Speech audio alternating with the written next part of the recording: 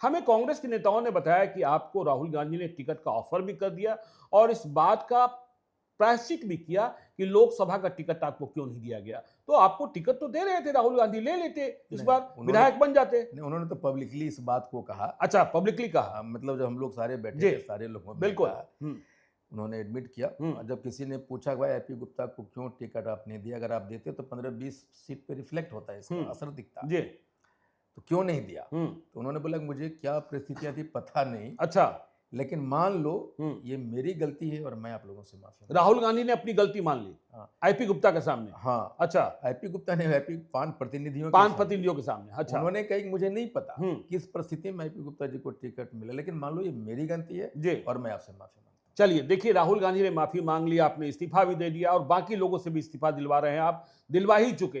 तो क्या आप पार्टी बनाने जा रहे हैं? बिल्कुल, 13 अप्रैल को 9 फरवरी को हमारी एक समीक्षा बैठक हुई थी आंकुरा तम्पान में, और वहाँ के बिहार के सभी जिले सहायक प्रतिनिधियों ने कहा था हमारा एक पार्टी होना चाहिए जी। हम 75 बरस से हम झोला ढो रहे हैं, हमें मिला क्या? नहीं, क्यों नहीं मिला? रविंदर तांती मिले, कुशेश्वर दास मिले, ये मिले, वो मिले, और आप कह रहे हैं पार्टी बना रहे हैं। आज तक इतनी ताकत नहीं रही कि किसी एक विधानसभा क्षेत्र में आप अकेले लड़कर, मतलब तांती ततबा लड़कर चुनाव जीत ले, तो फिर पार्टी बनाकर करेंगे क्या आप? एक बात बताइए जी, ये मैं तो हमेशा लोगों को कहता हूँ कि हमारे बिहार में 5 नेता थे जी, तो 5 से 6 क्यों नहीं हुए? 5 कौन नेता? जो भी जिसका नाम आप ले रहे हैं, बिल्कुल 5 समाज के जी, तो 6 क्यों नहीं हुए? एक भी एमएलए का टिकट लेने की हस्ती क्यों नहीं हुई जी? बिल्कुल हमारी आप जनसंख्या है, मेरे पास पूरा ताकत है, मैं पहलवान, जनसंख्या 25 लाख ही है ना, वो भी तो बिल्कुल यहाँ वहाँ। यही बात तो है जो हमारे लोग कहते हैं 25 लाख पर। तो मैं जिस दिन ये सर्वे रिलीज हुआ उसी दिन मैंने कहा था कि गलत है। राहुल गांधी भी कहते हैं गलत है और किस कारणों से गलत है, और यही चीज को मैं हमेशा करूँ। मैं 80 लाख हूँ। 80 लाख हैं आप? हम 80 लाख हैं।